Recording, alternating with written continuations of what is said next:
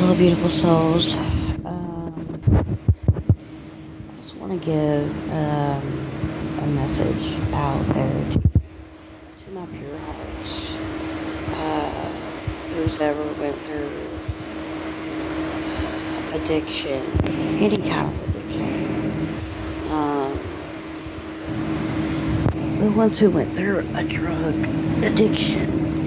I pray that you do recover and you get well and you heal from your addiction, because it's an illusion. It's to keep you asleep, from not waking up to your true power. But it also was written to wake you up, as you're part of your story. I know you may think, why would God write me to be an addict? Because we go through things in life that's hard, really bad things at times, to get us to the light, to the healing. It may take some lifetimes to get it right. But addiction, it's all from a sort of cope to trauma. A lot of addicts have sexual trauma. But here's my thought on it. Why do we have to judge people or talk down upon people who's struggling with addiction? Society is to, say, oh, well, you could have said no. But this is my thought. Why don't we talk about the things like, example for like addicts with sexual trauma? Why don't we talk about the child molesters or the people who abused us as, judging them? Because it's obvious that that person went through some form of trauma, and it's a way to cope, as in other ways, there's many ways to cope with things. But why do we have to push people away? I watched a movie, it was called Ben is Back, about a mother's love who, when addicts, they come and they, not all, but some will steal your money, put you through literally hell. The journey, of lying and stealing and where you have to cut them off. Everybody's story is different, but I was speaking through my experience with it. When I was going through my addiction, I wish I had somebody to talk to, but I was so afraid to talk or tell somebody. But as I was going through it, I was wishing and praying that somebody who loved me would come to me and talk to me and sit with me about it, so I didn't have to carry the secret. Why can't we be there for someone who is struggling instead of kicking them out and don't come back here no more until you're, you got your shit together? It's just like the other movie I saw, 4 Days, about a mother's love who did that, who told her daughter not to come around, and her daughter was begging, Mom, please, I need to be home, please, Mom, like begging for her mom, even though she went through this thing 20 times of trying to recover. But finally that mother took her in, and that last time, her mother was really there for her, and rubbed her head and washed her hair and talked about, why does things have to remain a secret? Where we could be like, it's okay, tell me what you went through, tell me the stories. There's no judgment here, because people need to be heard. I really pray that you have somebody in your life, no matter how many times you screw up, No matter how many times you mess up, but you still have that one person who never loses faith for you, who believes, no matter if it takes you 100 times, that you're going to make it. There's somebody who truly loves you, because that's God. Because no matter how many times you mess up, He's still going to be there to love you and forgive you. You know, tomorrow's another day. You know, I remember when I told my children the burden of the secret, because I was raised as everything was swept underneath the rug. Nobody talked about it. Nobody talked about it. You know, I've come from a long line of family of addiction, and nobody talked about it. Everybody was secrets or judging, you know. But if you would have talked about things more and been open, it's just to be heard,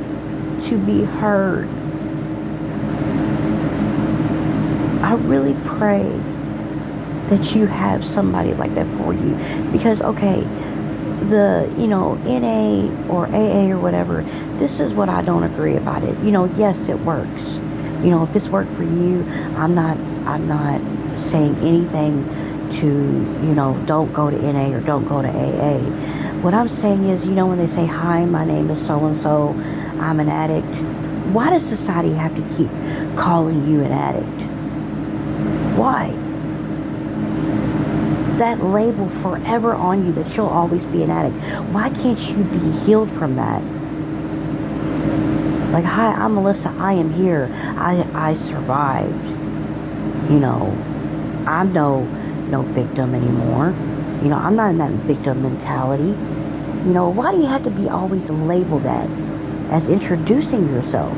That's another form of bondage to me.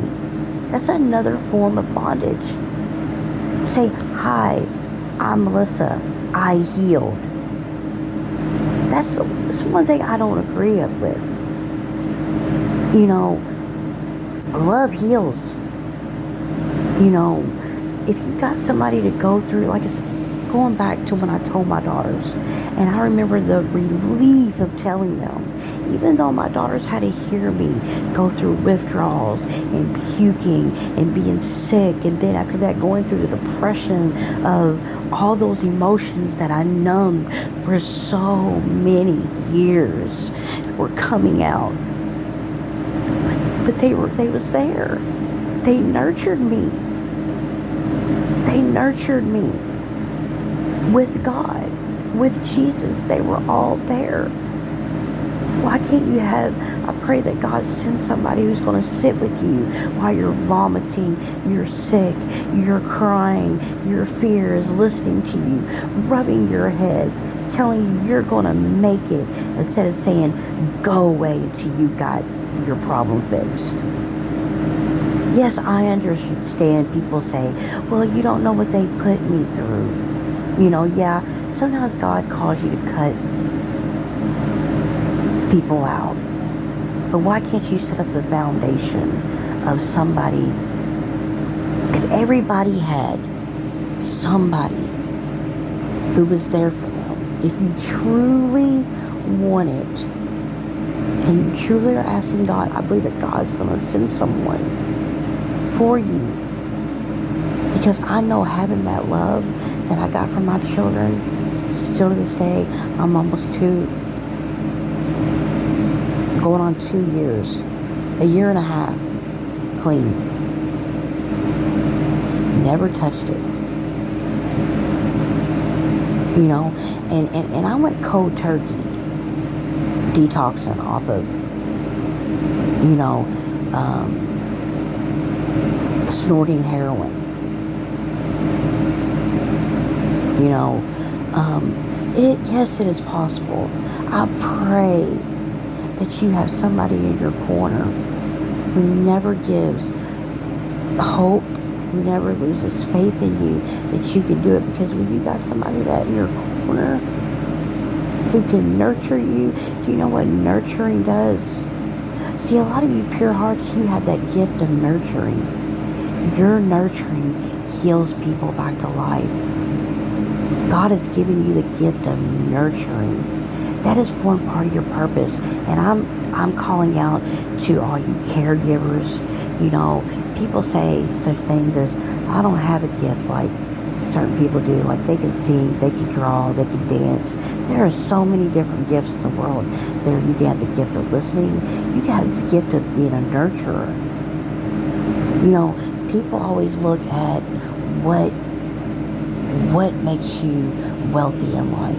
It's not how much money or this and that. It's what do you think? What is your happiness? Your wealth of happiness? What makes you happy?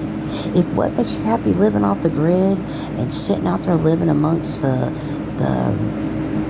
bears and the animals out in the woods, and you just have this tent and you like to go fish every day, then you made it. If you're truly happy with that, then you are rich. It's 911. It's the devil that makes you think you gotta have money and materials. It's like, what is your happiness? What fulfills you inside of your happiness? Not with ego, truly from the heart. And if you're living that life, whatever that is, and it could be anything, then you're rich. It's society that tells you it's how much wealth you have. No, it's the wealth of the love that's in your heart, to what truly makes you happy, to what opens your heart up. So I just wanted to give that, message. No matter how many times you try to get clean, it may take some people once, twice. Some people it might take 100. But it doesn't matter. I still have faith that you, and hope, and I pray that you break from the bondage of enslavement, of addiction. Because it's just another bondage, a form from the devil to keep you bound to this world. And when you make it another day of not going back and doing it, that strength comes from God. That strength comes from love. What is God? God is love. It's the highest frequency. It's the highest frequency. Nobody can clone love or make it in a lab. You can't. You can't make it. It's from within. It's from within. So don't beat yourself up. Don't beat yourself up. Something happened to you, to get you there. That trauma, whatever happened to you, and heal from it. Don't be in that prisoner mentality. Don't give whatever trauma you have the power.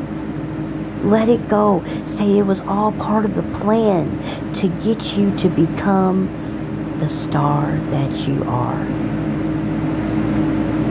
Because it was written that way. God said, you know what?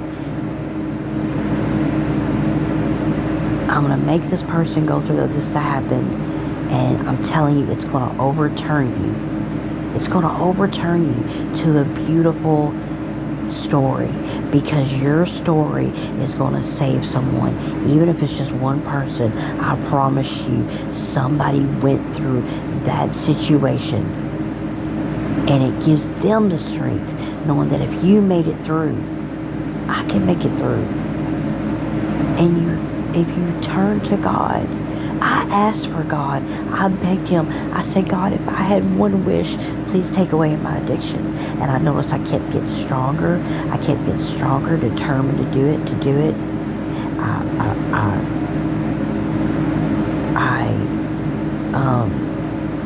I was honest, and I told the people who I love the most in this 3D. And once I told them, it was like I really got stronger. And that love and that nurturing that I got from my daughters, and that understanding and that proud of their mom, made me keep going.